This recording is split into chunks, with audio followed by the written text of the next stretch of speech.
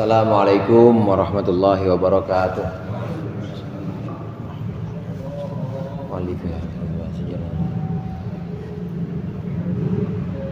Al-Fatihah.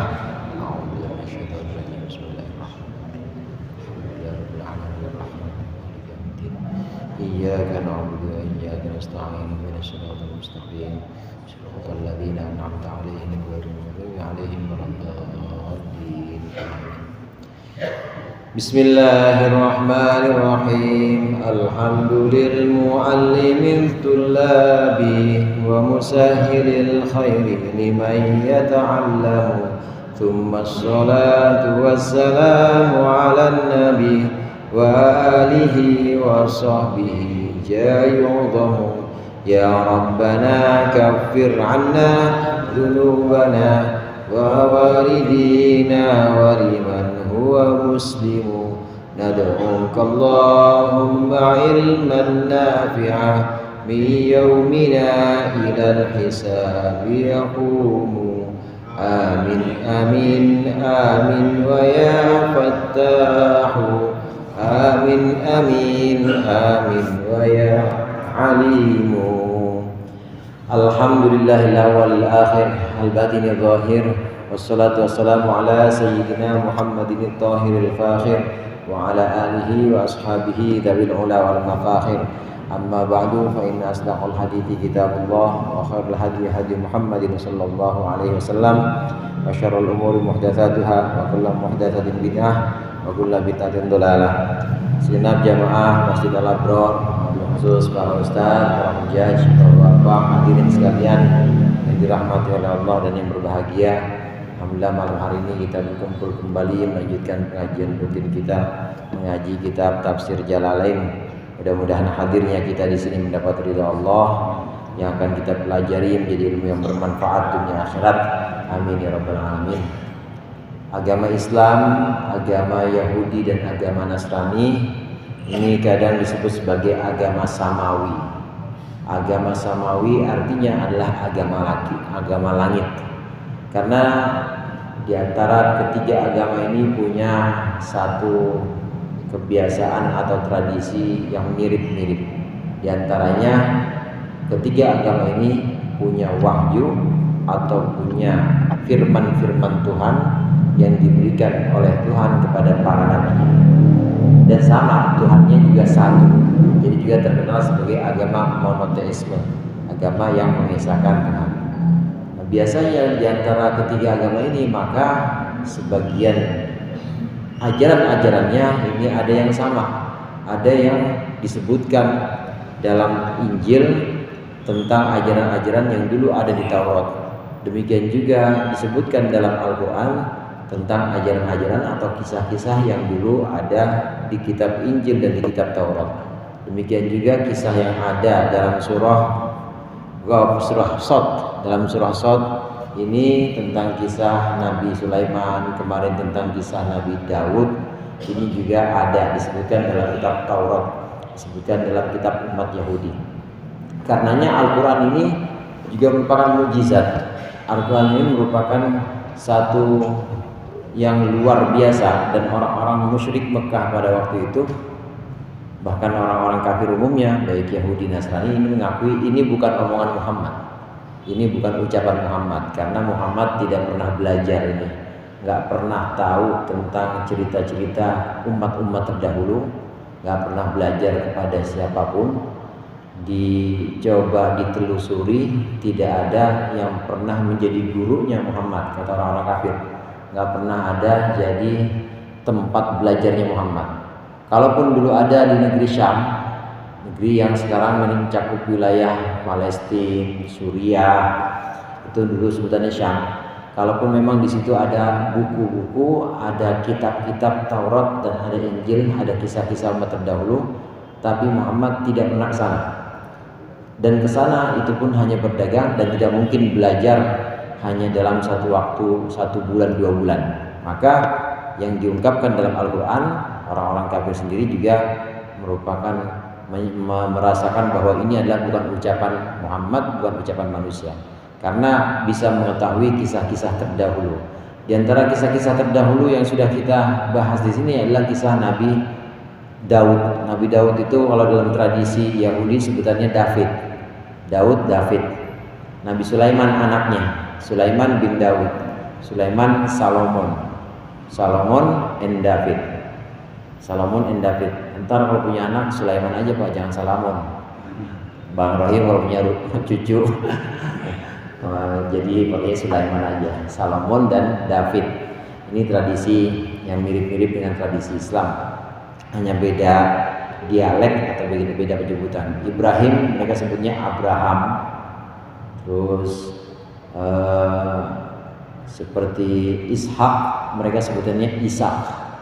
Maka ada ilmu namanya Ishak Newton. Ishak mirip-mirip ini dengan tradisi Yahudi. Nah, berikut ini kita lanjutkan pembahasan surah Shad tentang ujian yang Allah berikan kepada Nabi Sulaiman alaihissalam. Ada di ayat 34. Surat Shad ayat 34. Bismillahirrahmanirrahim. Qala Allah Ta'ala wa huwa asdaqul qailin. وَلَقَدْ فَتَنَّا سُلَيْمَانَ وَأَلْقَيْنَا عَلَى كُرْسِيِّهِ جَسَدًا ثُمَّ أَنَابَ قَالَ رَبِّ اغْفِرْ لِي وَهَبْ لِي مُلْكًا لَّا يَنبَغِي لِأَحَدٍ min ba'di innaka antal wahhab. Walaqad fatanna, dan sungguh benar-benar kami telah menguji Sulaiman. Ibtalainahu bisalbi mulkihi, kami uji Sulaiman dengan mencabut kerajaannya. Dicabut kerajaannya Nabi Sulaiman selama beberapa saat, selama beberapa waktu Nabi Sulaiman dilengserkan. Wa dzalika litazawwujihi bimra'atin hawaha, dan itu karena sebab menikahnya Sulaiman dengan seorang perempuan yang dia cintai. Wa kanat ta'budus sonama, perempuan itu tapi menyembah berhala. Fi darihi, di rumahnya, min ghairi ilmihi, tanpa sepengetahuan Sulaiman. Wa kana mulkuhu fi khatamihi, dan kerajaan atau kekuasaannya Sulaiman itu ada dalam cincin Nabi Sulaiman. Fanaza'ahu marratan inda iradatil khala'i, maka Nabi Sulaiman mencabut atau melepas cincinnya pada satu waktu ketika dia hendak ke tempat sepi, maksudnya hendak ke belakang, hendak ke tempat kamar kecil. Ini untuk qadil hajat, untuk memenuhi hajatnya. Wa wada'ahu inda imra'atihi al-musammati bil aminah ala adatihi. Kemudian Sulaiman meletakkan cincin itu kepada perempuan, menyerahkan cincin itu kepada perempuan yang namanya Aminah sebagaimana biasa. Jadi diserahkan kepada perempuan yang namanya Aminah. Ini cincin saya titip. Faja'aha ajniyun fi surati Sulaiman. Lalu kemudian seorang jin mendatangi Aminah fi surati Sulaiman, dalam bentuk Sulaiman. Fa'akhadahu minha, maka jin itu mengambil cincin dari si Aminah. Walqaina ala kursiyhi jasadan. Allah berfirman, dan kami lemparkan, kami kirimkan ke atas kursi atau ke atas singgasananya Sulaiman jasadan, satu jasad. Satu jasad maksudnya adalah seseorang. Huwa dzalikal jinniyu, yaitu jin yang dimaksud tadi. Wa huwa sakhrun, namanya sakhr. Au ghairuhu, atau ada juga riwayat lain namanya tidak disebutkan sakhr. Jalasa ala kursi Sulaimana, jin ini duduk di kursinya Sulaiman. Wa kafat alaihi tayru wa ghairuha, dan tunduklah kepada jin itu at-tayru, burung, wa ghairuha, dan selainnya dan lain-lain. Fa kharaja Sulaiman, lalu keluarlah Sulaiman fi ghairi hayatihi, dalam bentuk yang bukan Sulaiman, fi ghairi hayatihi, dalam selain bentuk biasanya. Fara'ahu ala kursihi, lalu Sulaiman melihat jin itu ala kursihi, di kursinya, di kursi kekuasaannya. Wa qala linnas, dan Sulaiman berkata kepada orang-orang, ana Sulaiman, ini saya Sulaiman yang asli. Fangkaruhu, lalu manusia, lalu orang-orang mengingkari Sulaiman. Tsumma anab, Allah berfirman, tsumma anab, kemudian Nabi Sulaiman bertaubat kembali, maksudnya bertaubat. Raja'a Sulaiman ila mulkihi, kembali maksudnya bukan bertaubat. Raja'a Sulaiman kembali ila mulkihi, kepada kerajaannya, ba'da ayamin, setelah beberapa hari. Bi an wasala ilal khatami, yaitu sekiranya sudah sampai Sulaiman ilal khatami, menemukan cincinnya kembali. Fala bisahu, lalu Sulaiman menggunakan cincin. Wa jalasa ala kursiyihi, dan dia duduk di atas singgasananya Sulaiman. Allah berfirman menceritakan lisan Nabi Sulaiman. Qala, berkatalah Sulaiman, Rabbi firli, Rabbi, wahai Tuhanku, ighfirli, ampunilah untukku, wahabli mulkan, dan berikanlah kepadaku mulkan, kerajaan, la yang bagi ay la yakunu, yang tidak akan pernah ada, li ahadin, untuk siapapun seseorang, mim ba'di, setelahku, ay siwaya, selain aku.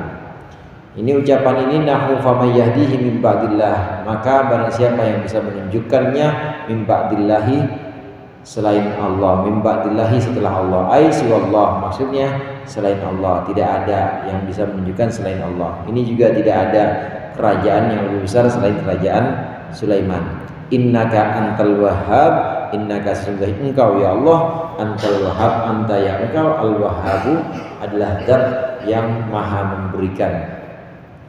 Ini fitnah atau ujian. Fitnah itu kadang punya arti pertanyaan, kadang punya arti ujian. Ujian ini isinya soal.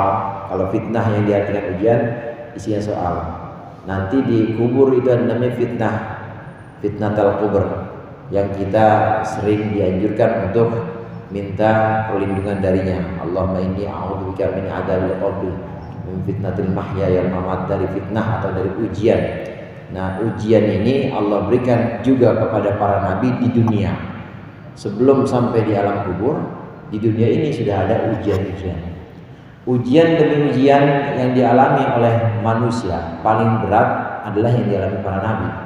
Kalau kita paling ujiannya nggak punya duit, ya nggak punya duit, pala puyeng, itu doang udah ujiannya, kayak yang lain. Tapi para nabi ujiannya ini diasingkan atau diusir oleh kaumnya, diembargo atau diasingkan, pokoknya diputus semua, tidak ada yang berhubungan dengan para nabi, diusir dari kaumnya, diusir dari kampungnya. Para nabi mengalami ujian-ujian yang sangat berat.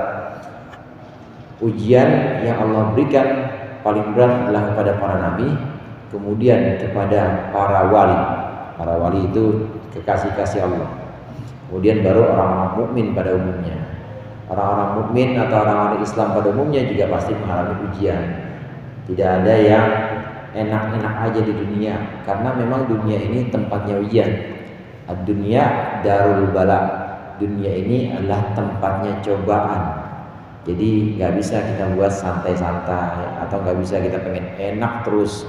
Justru kalau enak terus, apa, kita harus curiga. Dikasih enak terus, enak, nggak pernah sakit, kaya, orang-orang pada nurut semuanya, tunduk semuanya, orang-orang besar, orang-orang hebat semuanya tunduk sama dia, nggak pernah sakit, nggak pernah tidur, nggak pernah, pokoknya nggak pernah tersentuh yang sifatnya ini lemah, kuat terus. Orang-orang juga tunduk kepada dia. Justru kalau diberikan seperti itu harus curiga, karena kayak Firaun nggak pernah sakit, Pak. Firaun nggak pernah sakit, makannya juga sedikit, tidurnya dikit, tapi badannya tetap prima, tetap fit. Itu Firaun. Dan kalau mau apa-apa pasti wujud. Kalau mau apa-apa ini pasti terrealisir, gampang buat Firaun. Nah, kalau kita pengen ini langsung kabul, pengen itu langsung wujud, sakit nggak pernah, duit banyak terus, nggak pernah dikasih kesulitan, nggak pernah ujian, hati-hati.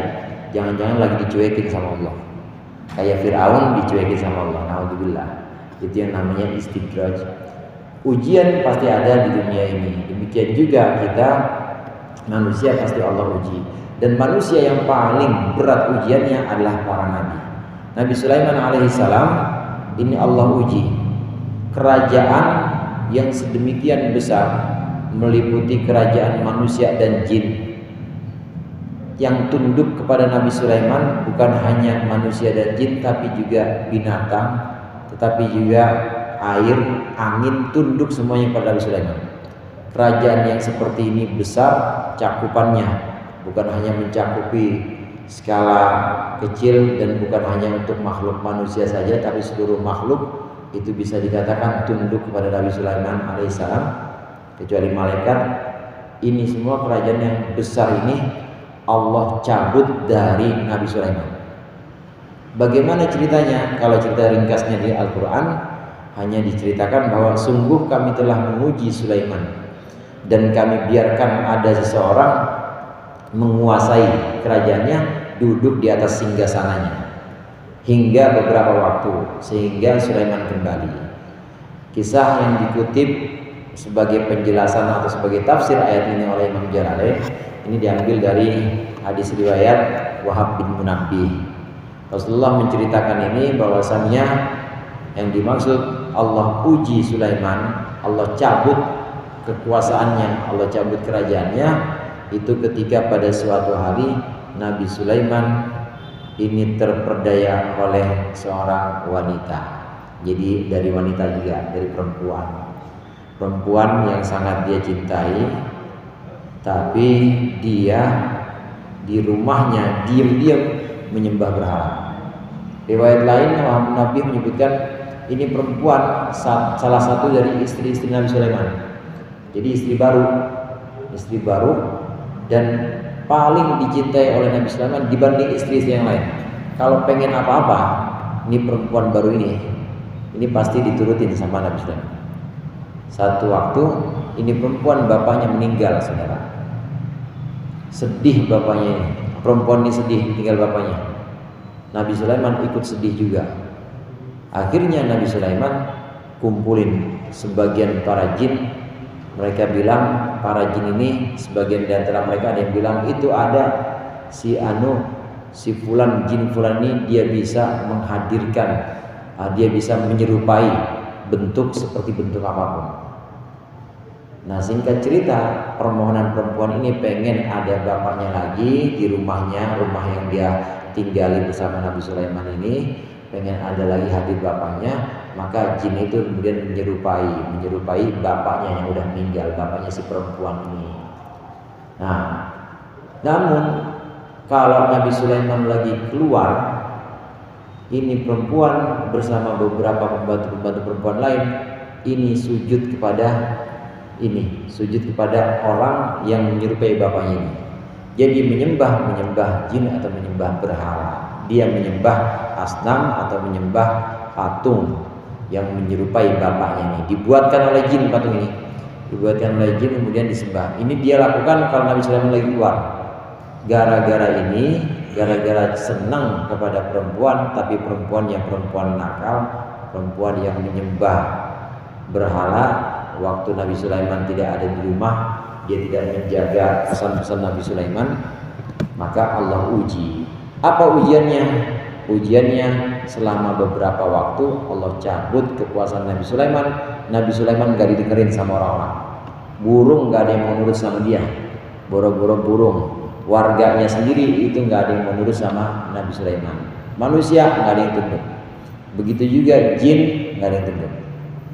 Nah, ceritanya yang disebutkan dalam tafsir jalan ini, kisah yang disebutkan dalam tafsir jalan ini, Nabi Sulaiman ini pengen ke kamar mandi, pengen qadil hajat.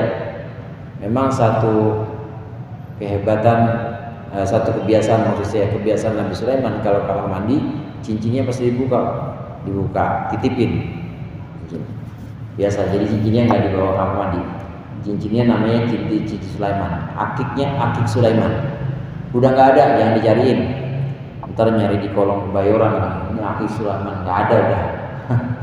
Ini akik Sulaiman, dititipin. Memang kebiasaan Nabi Sulaiman alaihissalam kalau ke kamar mandi atau ke belakang, ini pasti dicopot cincinnya, kemudian dititip titipnya kepada Aminah. Sama saya juga kalau kamar mandi saya titipin. Titip pinjam maksudnya, soalnya kalau mati. Titipin ini juga soal mati juga ini kalau nggak ayam. Titipkan kepada seorang perempuan. Biasa yang dititipkan ini adalah Aminah. Perempuannya namanya Aminah. Emang udah biasa dari waktu ke waktu kalau nitip sama Aminah ini. Namanya raja kan kemana-mana kan ada yang gitu. Aminah, titip. Nabi Sulaiman selesai dari Nabi Sulaiman ada di Qadil Hajat, ada di Khala itu toilet lah kalau kita ada di dalam kamar kecil selama beberapa waktu.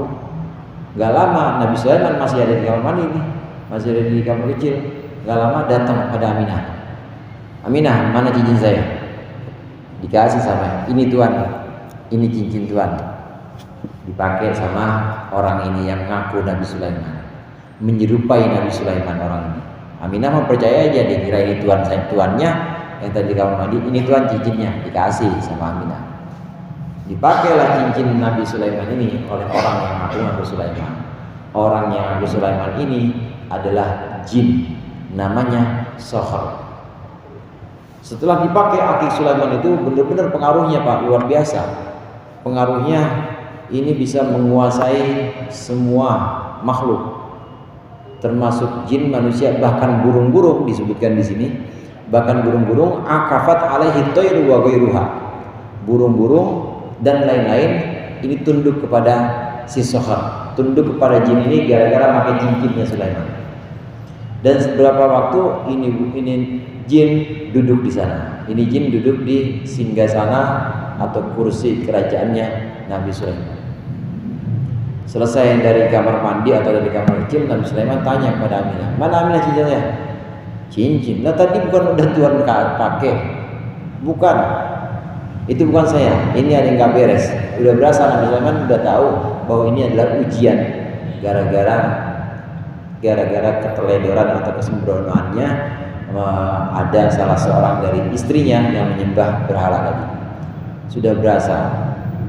Langsung setelah itu Nabi Sulaiman menuju ke kerajaannya. Dilihat di kerajaannya itu udah ada yang duduk persis mirip dengan Nabi Sulaiman.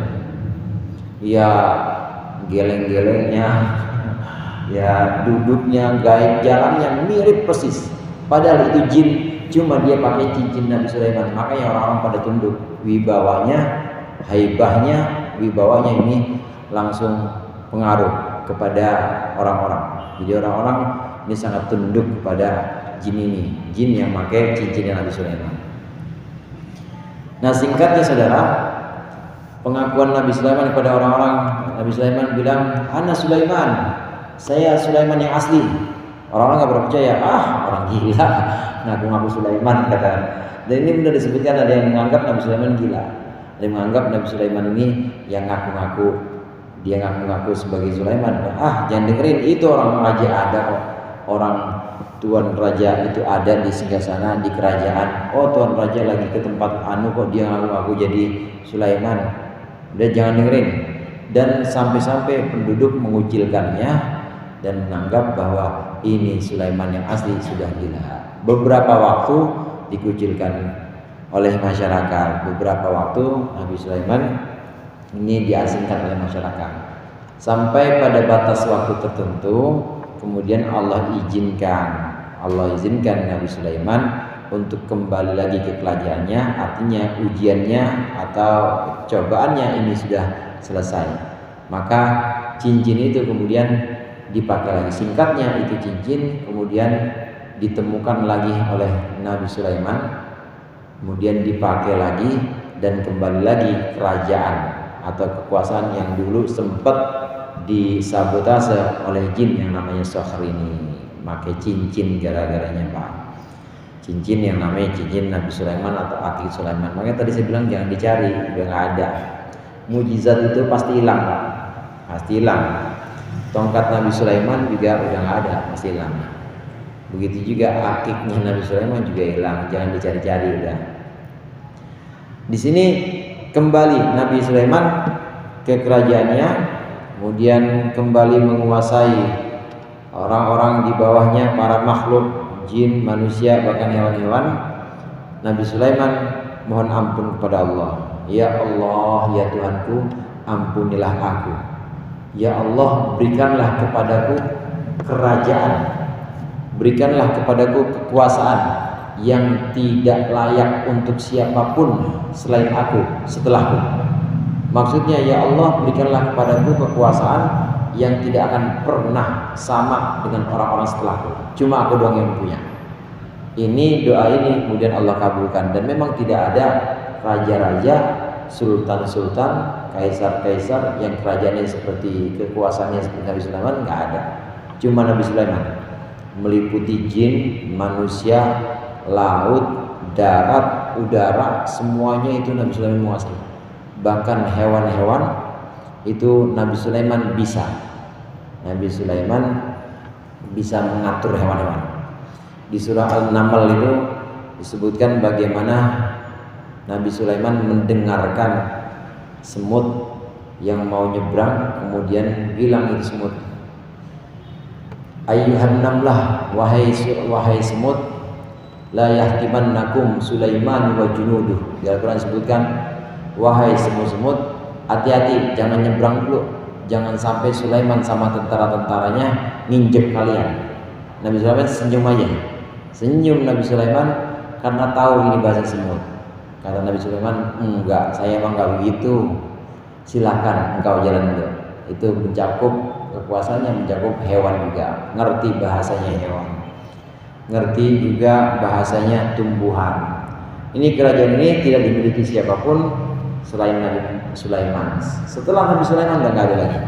Hanya Nabi Sulaiman. Ini doanya Nabi Sulaiman, ya Allah, ampuni aku. Ya Allah, berikanlah kepadaku satu kerajaan yang tidak ada satupun yang bisa menguasai selain aku setelah aku. Hanya aku saja. Dikabulkan oleh Allah. Innaka antal wahhab, sesungguhnya engkau ya Allah al-wahhab yang maha memberi. Fasakharna lahur rih tajri bi amrihi rukha'an haitsu asab والشياطين كل بناء وغواص وآخرين مقرنين في الأصفاد هذا عطاؤنا فامنن أو أمسك بغير حساب وإن له عندنا لزلفى وحسن مآب. Allah kabulkan doa Nabi Sulaiman. Kerajaan setelah Nabi Sulaiman tidak akan ada yang kekuasaannya meliputi demikian besar sebagaimana kekuasaan Nabi Sulaiman. Kemudian Allah berikan tambahan lagi, fasakharna lahur riha. Allah berfirman, maka kami tundukkan untuk Sulaiman ar-riha, angin. Kami tundukkan untuk Sulaiman angin, tajri bi amrihi rukha'an layyinatan. Angin itu berjalan, angin itu bertiup dengan perintahnya Sulaiman secara lembut, haitsu asaba, sekiranya Sulaiman mau. Wasyayatina, dan kami tundukkan juga setan-setan, maksudnya jin-jin, kullabannain, yang setiap itu kullabannain, yang semuanya orang-orang atau jin-jin yang pandai membangun. Yabni al-abniyatal ajibata, yang membangun bangunan-bangunan yang mengagumkan. Wa ghawasin, dan kami tundukkan juga jin-jin yang tugasnya gawas. Gawas itu yang menyelam, fil bahri, di laut. Yastakhrijul lu'lu'a, jin itu mengeluarkan mutiara.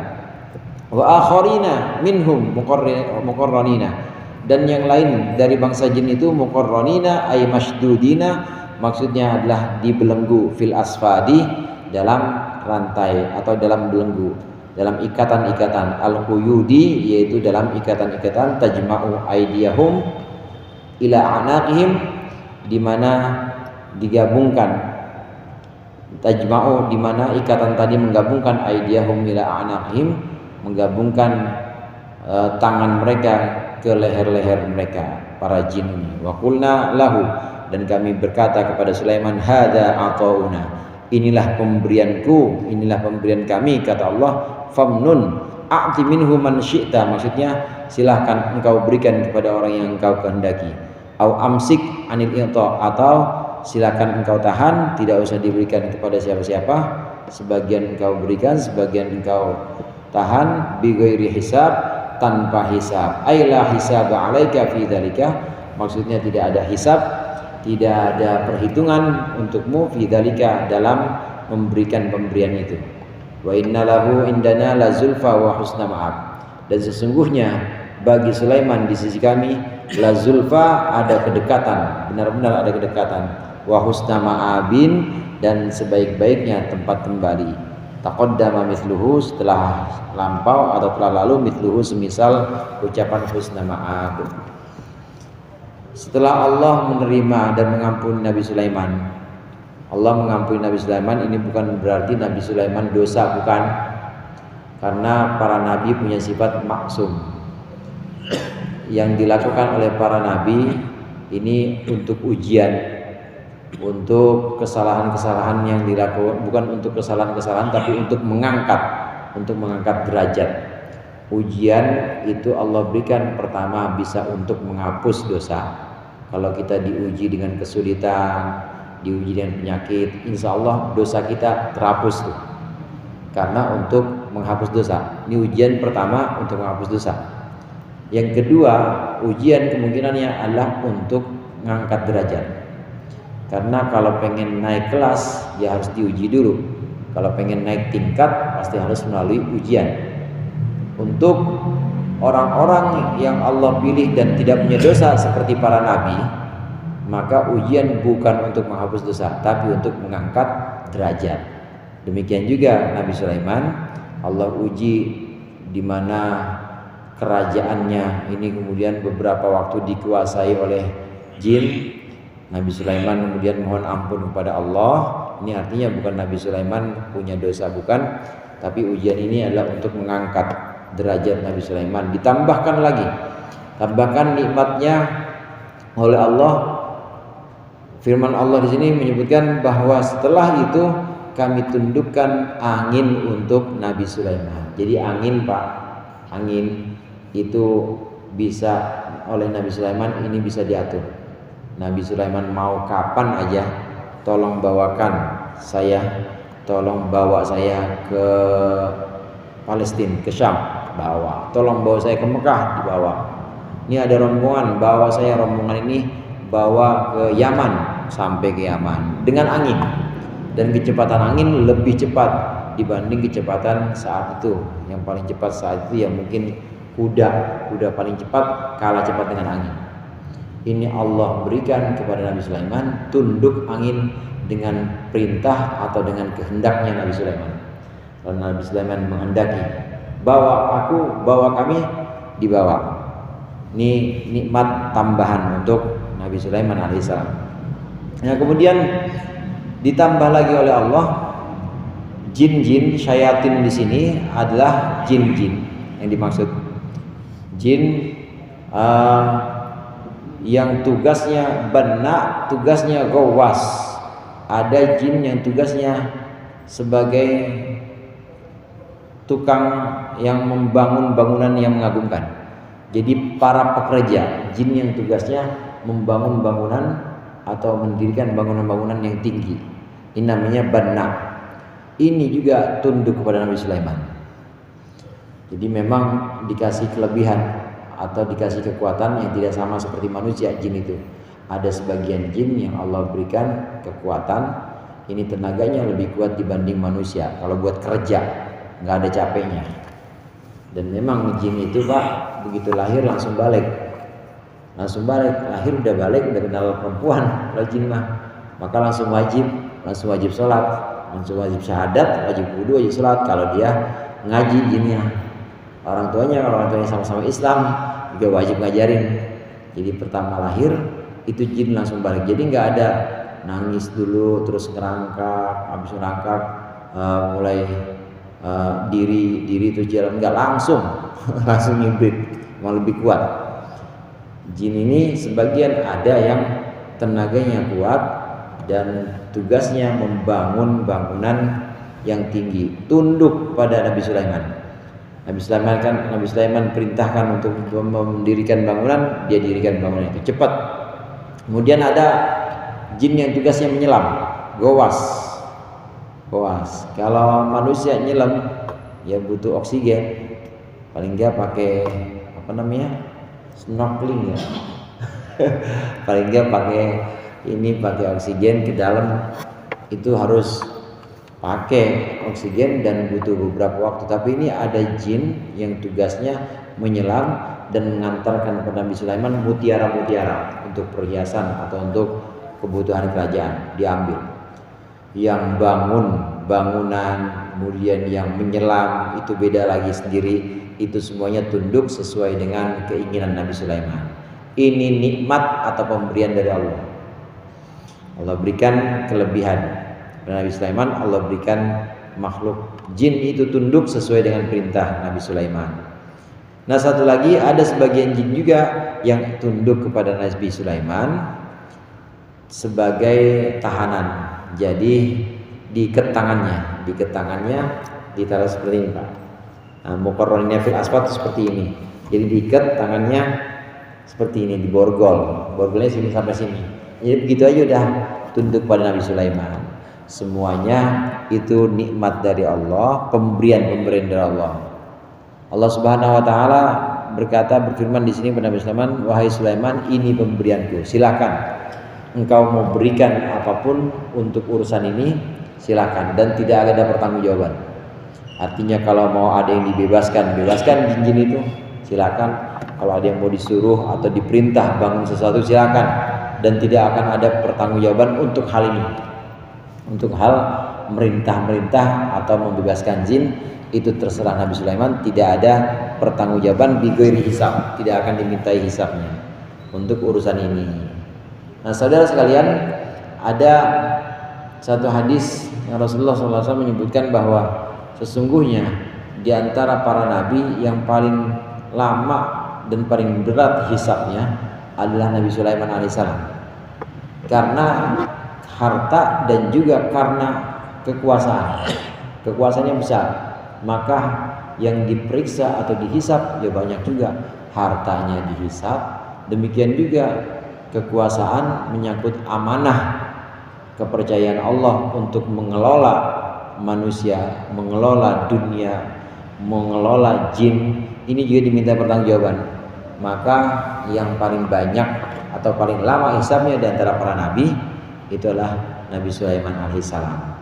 Yang tidak dihisab itu adalah urusan mengelola ini tadi, urusan mengelola jin, mengelola